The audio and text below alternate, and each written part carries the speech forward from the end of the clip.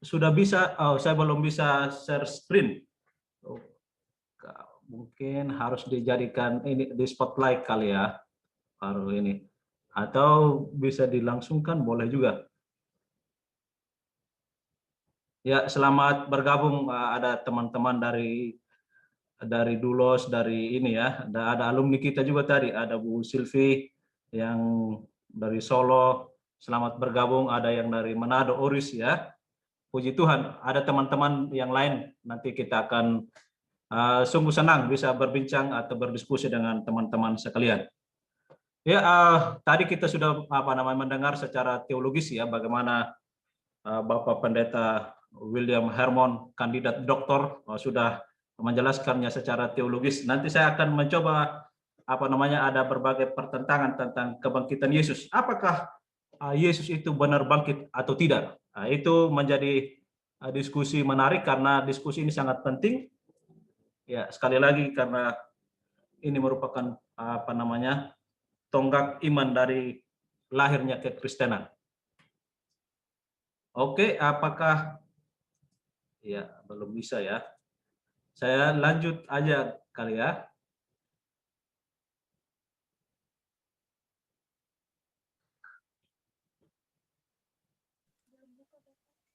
Mel, kamu jadi host aja? Boleh Pak, boleh. Ya, nanti balikin ke saya lagi ya waktu saya bicara. Siap. Oke, aman Ketua. Oke, silakan, sudah. Oke, baik. Terima kasih Pak yang sudah memfasilitasi kita untuk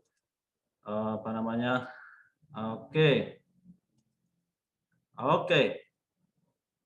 Ya, pertentangan mengenai kebangkitan Kristus. Ya, tadi ayatnya saya tidak kembali lagi ya, karena sudah dijelaskan oleh Pak Hermon dalam 1 Korintus 15 itu merupakan pondok iman Kristen. Kalau kita melihat juga, perkenalkan ya, nama saya Melki Koparihi ya, sudah diperkenalkan juga tadi oleh tim moderator. Nanti saya perkenalkan ulang lagi supaya lebih mantap, lebih terkesan di sanubari hati saudara. Ya, tentunya kalau nama Melki itu pastinya berasal dari wilayah timur ya, karena wilayah timur itu terkenal dengan nama-nama Alkitab. Kalau nggak Melkisedek, ya Markus, Lukas, Yohanes, Matius, itu udah pasti ya. Udah pasti itu. Hanya Oris ini yang agak jago ya, namanya Yakub, ya Yakub dan segala macam. Ya, Bapak Ibu yang dikasihi oleh Tuhan, riwayat hidup Yesus pastinya tidak berakhir pada saat kematiannya. Salah satu peristiwa sejarah yang sangat besar pengaruhnya adalah tentang kebangkitan Tuhan Yesus Kristus. Kita pasti sadar jika tidak ada kubur kosong atau tidak akan ada pemberitaan Injil. Ya, kalau kita melihat di dalam Alkitab jelas keempat Injil sinoptis, Matius, Markus, Lukas, dan Yohanes itu jelas mengatakan mereka menceritakan Yesus yang bangkit.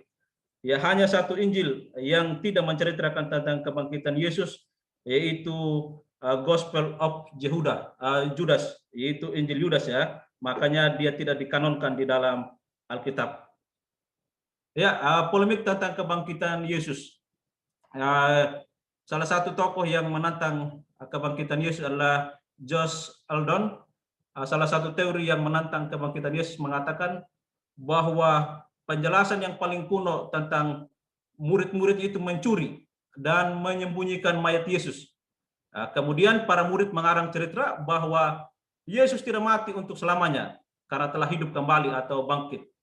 Ya, tentunya teori ini bermaksud untuk memalsukan berita tentang kebangkitan Yesus Kristus itu sendiri.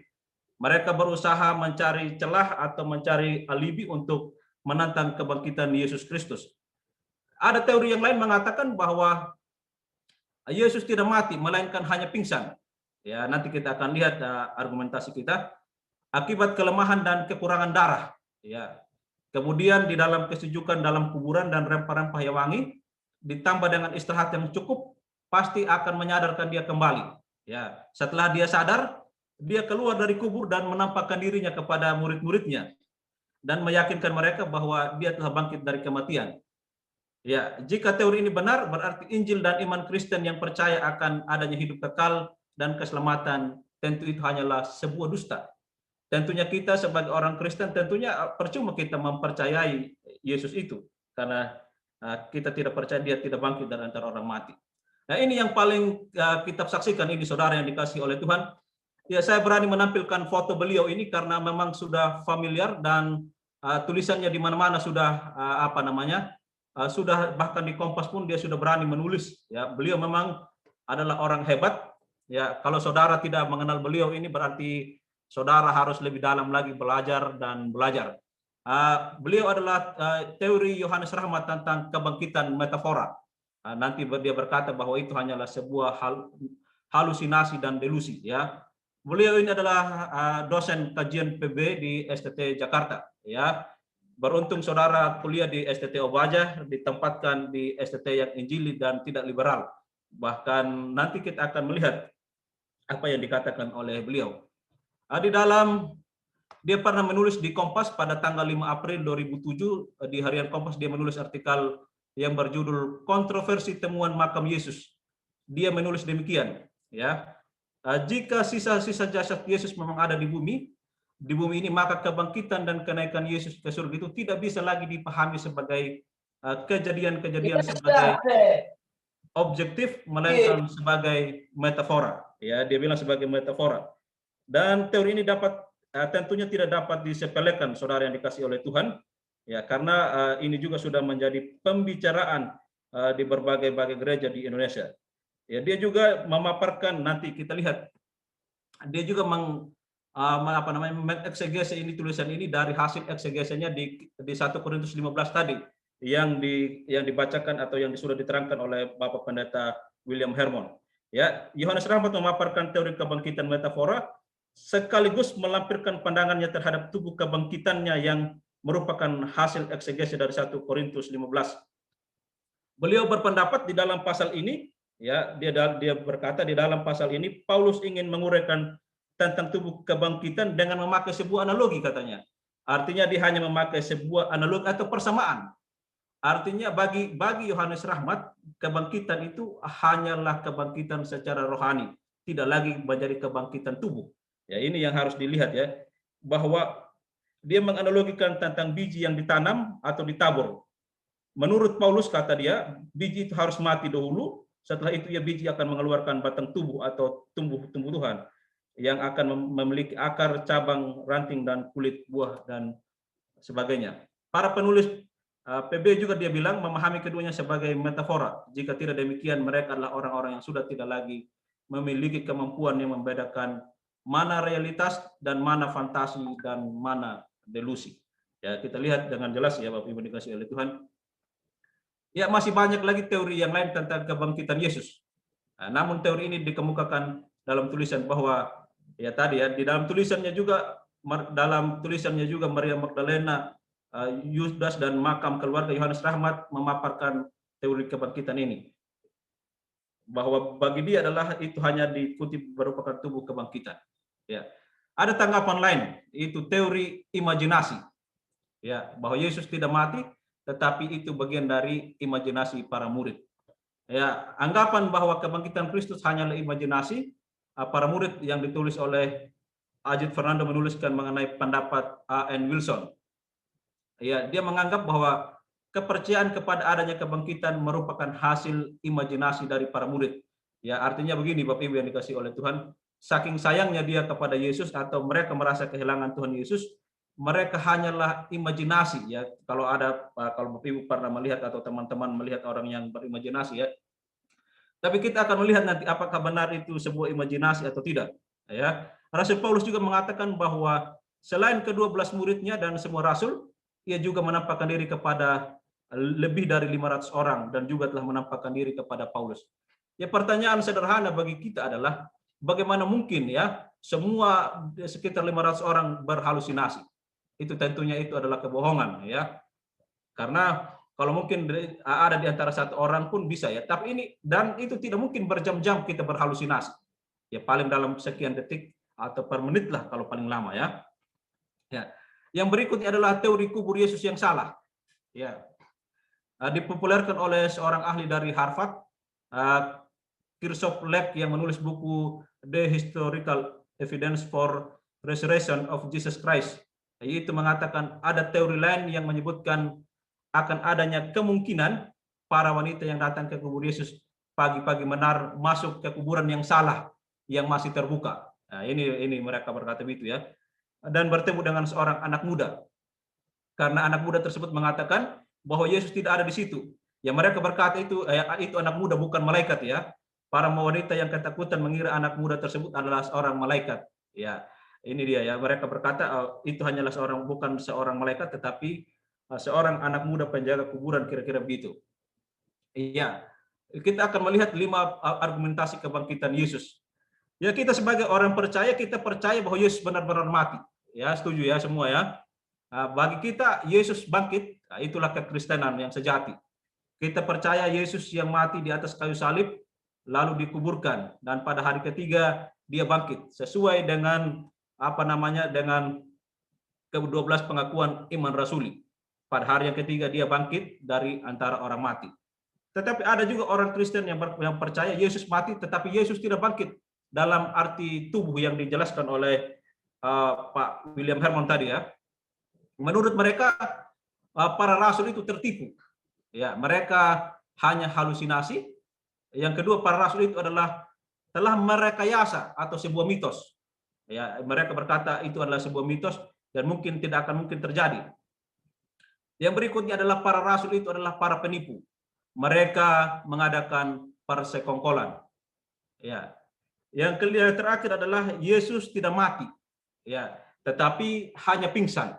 Ya, bayangkan saja ya, dia sudah ditaruh di dalam kuburan, pasti kalau hanya pingsan di atas kayu salib pasti dia akan mati. Tapi kita akan melihat ya, Yesus itu tidak mati, hanya pingsan. Kita coba membantah ini ya. Ya kalau kita lihat Yesus itu tidak akan mungkin bertahan hidup setelah penyalipan. Dia sudah sangat menderita di atas kayu salib, dia sudah dibunuh, sudah disiksa dan segala macam.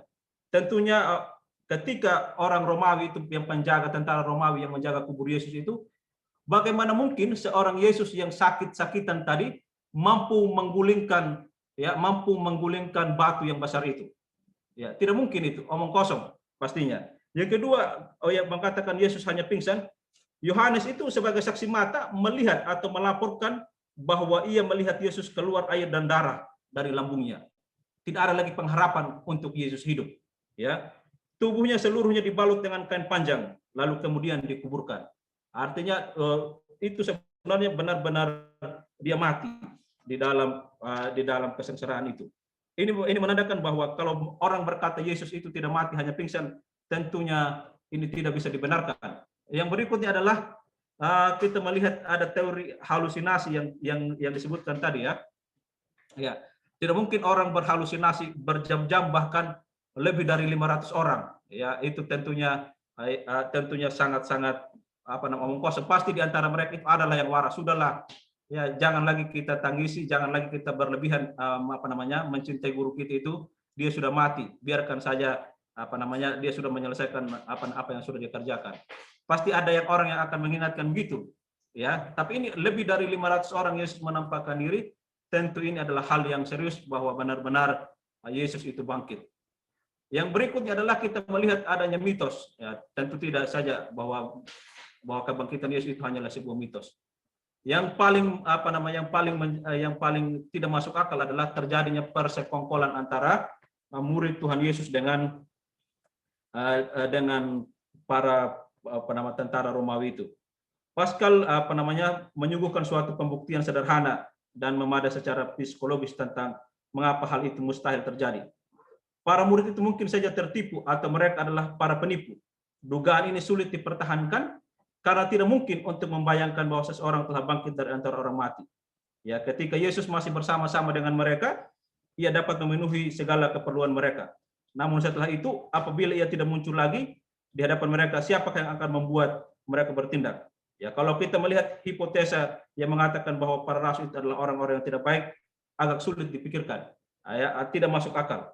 Yang berikutnya adalah kita akan melihat apakah benar-benar Yesus, apabila cerita itu hanyalah rekayasa, mereka adalah penghayal yang paling kreatif, ya, paling pintar dan licik, ya, dalam mengemukakan pendapat mereka. Kalau kita lihat lagi ya, berdasarkan karakter para murid-murid mereka, tidak mungkin terjadi persekongkolan di antara mereka. Ya, Yusuf, ya Petrus yang adalah seorang yang sangat keras, tegas, tidak mungkin ya. Tidak mungkin mereka bersekongkol dan segala macam. Ya, kesaksian tentang kebangkitan Yesus di luar Alkitab. Kita lihat ini ya, ada penemuan sejarah. Yang pertama, ditemukan kain lenan yang digunakan untuk mengapani Yesus.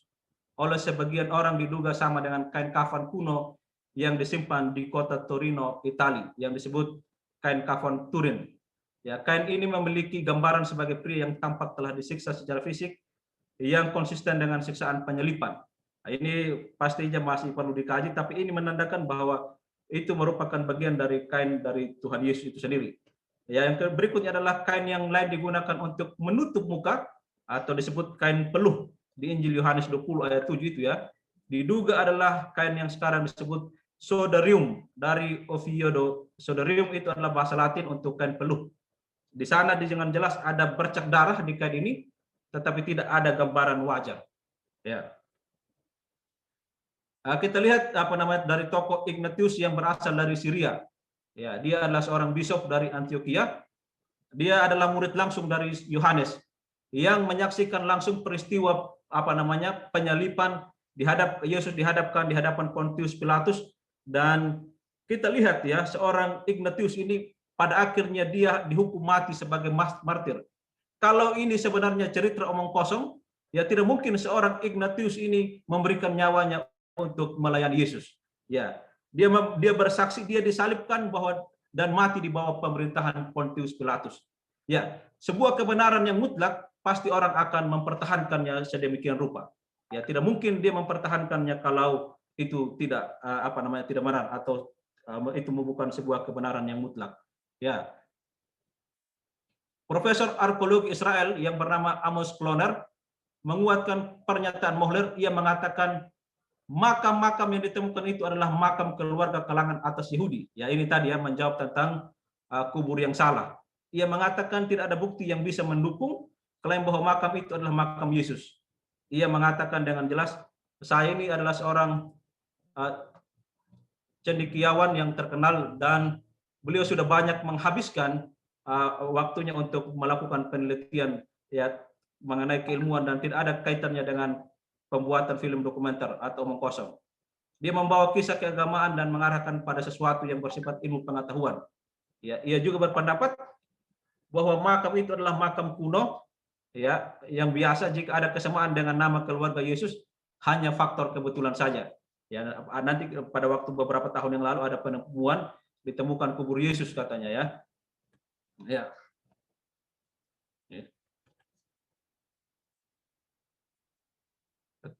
Pandangan tentang keilmuan. Ya, pandangan kebangkitan Yesus dalam pandangan keilmuan. Ya, Thomas Arnold yang selama 14 tahun menjadi rektor perguruan tinggi di Ruby, pengarang 3 jilid buku terkenal History of Rome, itu sadar benar akan bukti nilai dan bukti-bukti dalam menentukan fakta-fakta sejarah. Dia mengatakan begini, saya telah biasa selama bertahun-tahun mempelajari sejarah dari zaman ke zaman, ya, dan menguji serta mempertimbangkan bukti dari mereka yang telah menulis sejarah tersebut. Ya, menurut dia, tidak ada kenyataan lain apapun di dalam sejarah manusia yang didukung oleh bukti yang lebih baik dan lengkap dari segi manapun, yang memberikan pemahaman bagi seorang peneliti yang adil daripada tanda yang besar yang diberikan Allah kepada kita bahwa Kristus telah mati dan bangkit kembali dari kematiannya. Ya, seorang rektor yang begitu hebat, yang sudah yang sudah mempelajari ilmu, mereka harus mengamati penelitian berdasarkan sains saja percaya akan hal ini. Ya, yang berikutnya adalah Brock Foss Westot, sarjana asal Inggris. Dia mengatakan begini, dengan mempertimbangkan semua bukti yang ada, agaknya tidak berlebihan untuk mengatakan bahwa tiada sejarah yang lain yang lebih kuat atau lebih beraneka ragam dukungannya daripada peristiwa kebangkitan Yesus. Ya, tak satu hal pun yang dapat menyatakan bahwa itu adalah pembuktiannya. Kekurangan dukungan kecuali prasangka yang menyatakan bahwa itu adalah suatu dusta. Ya, ini yang dikatakan oleh Brock tadi ya. Terakhir, Simon Granville ini adalah seorang ahli hukum terbesar yang pernah ada di Amerika. Ya, jadi kalau ilmu hukum itu adalah pasti dia akan mengangkat berdasarkan hukum dan dan dalil yang benar ya. Ia adalah profesor dari Royal yang terkenal dalam bidang hukum di Universitas Harvard. Ya, Harvard kita sudah tahu ya Bapak Ibu yang dikasih oleh Tuhan, adalah salah satu kampus terkenal, adalah salah satu kampus bergengsi di dunia ini. Nah, beliau menulis sebuah buku dalam mana dia menguji nilai hukum dari kesaksian para murid tentang kebangkitan Yesus, ya kebangkitan Kristus. Ia mengamati bahwa tidak mungkin para murid itu bertahan dalam menegaskan kebenaran-kebenaran yang mereka telah sampaikan. Nah, contohnya begini, Bapak Ibu yang dikasih oleh Tuhan. Ya, kalau di dalam STT ini kan kita sudah tahu ya, kalau kita berkata kamu pacaran ya, pasti awalnya akan berkata enggak katanya, padahal udah jalan ya, padahal udah jalan. Terus nanti seiring kita gertak, kita ini dapatkan bukti, dia berkata maaf Pak, saya benar-benar pacaran. Nah, inilah yang dianalogikan oleh Simon Granlove ini ya. Dia berkata para murid itu tidak akan pernah bertahan mempertahankan kebenaran yang mereka yakini itu kalau bukan sebuah kebenaran. Ya. Mereka sudah bertahun-tahun mempertahankan, ya. Mereka sudah disiksa, bahkan pada akhirnya kita melihat semua murid-murid Yesus itu mati dan bersaksi menjadi martir. Artinya ini adalah sebuah kebenaran yang real. Jadi kita lihat Granlove ini menyimpulkan bahwa kebangkitan Kristus adalah salah satu dari peristiwa-peristiwa yang kuat buktinya dalam sejarah. Sesuai dengan hukum, pembuktian legal yang dilaksanakan dalam pengadilan hukum. Kalau kita melihat hukum positif di Indonesia, untuk membenarkan suatu perkara, kita hanya cukup memiliki 2 orang bukti, saksi kuat, saksi ya. Tapi ini Alkitab mencatat lebih dari 2 orang, bahkan ratusan orang yang menyaksikan Yesus bangkit dan dan dia naik ke surga. Mereka menyaksikan itu. Jadi secara hukum ya, secara legal dia benar-benar Yesus bangkit dari kematiannya. Ya, Frank Morrison, dia juga adalah ahli hukum ya. Pada mulanya dia mencoba membantah bukti-bukti kebangkitan Yesus. Ya, ia menganggap kehidupan Yesus sebagai salah satu kehidupan yang paling indah yang pernah dijalani manusia. Tetapi sampai kepada kebangkitannya, ada orang lain yang ikut campur dengan menampilkan sebuah mitos kepada kisah Yesus, ya katanya ya. Ia berniat menulis hari-hari terakhir kehidupan Yesus, ya sudah dia akan menyingkirkan peristiwa kebangkitan itu. Ia mempertimbangkan bahwa suatu pendekatan yang rasional dan cerdas pada kehidupan Yesus akan sama sekali membantah kebangkitannya. Namun pada waktu dia melakukan penelitian, dia menemukan fakta-fakta yang lainnya. Berdasarkan latar belakang dan pendidikan legal yang dimilikinya, dia harus mengubah pikirannya.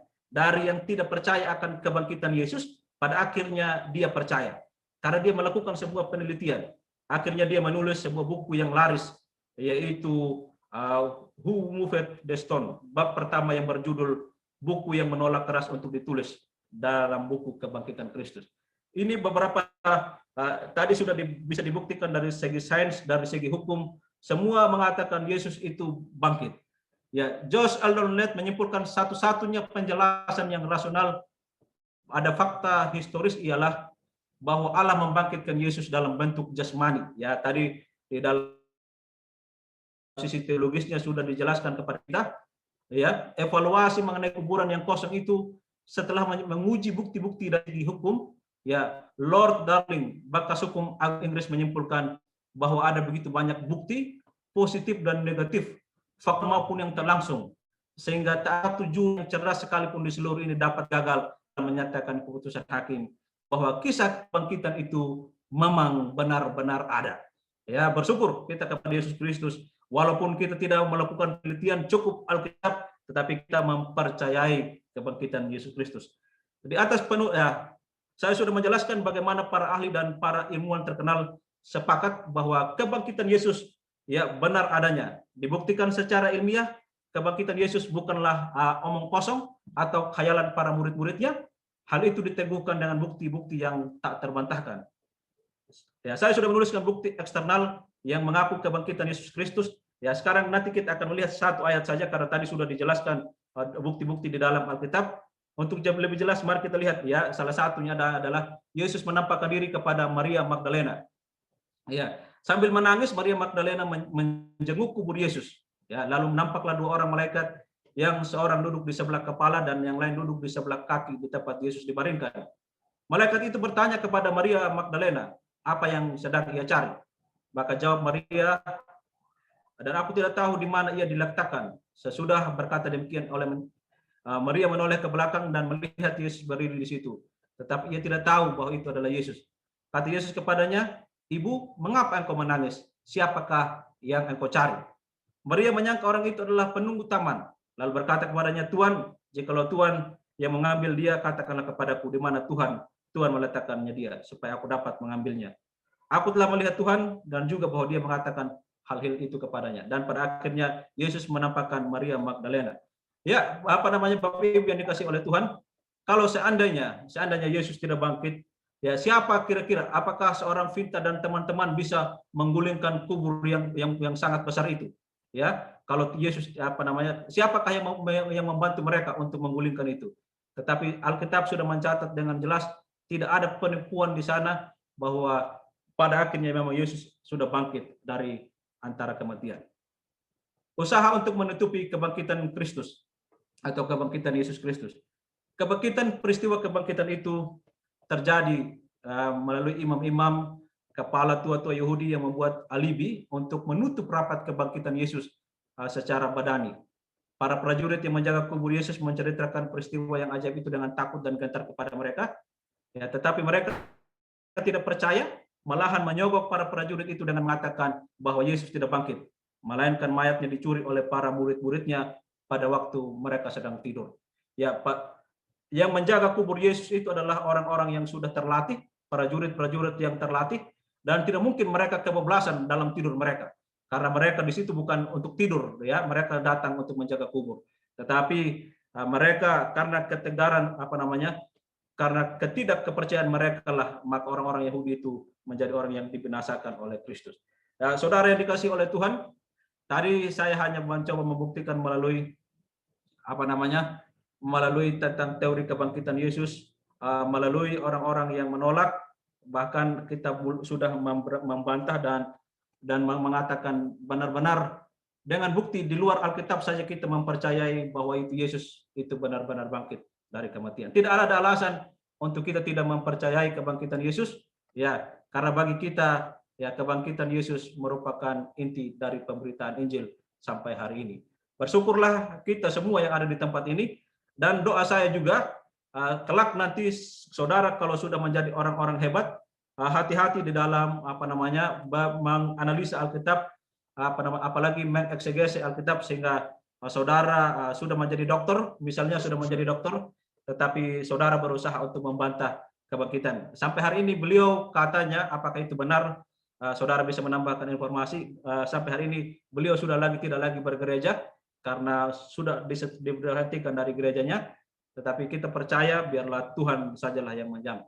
Ya, sampai di situ pembahasan saya dari segi pertentangan mengenai kebangkitan Kristus dari bukti-bukti internal eksternal dari luar Alkitab, karena tadi sudah sangat dijelaskan dari Alkitab itu sendiri sudah dijelaskan. Saya rasa itu yang bisa saya sampaikan, kurang lebihnya nanti kita akan jadikan sebagai bahan diskusi.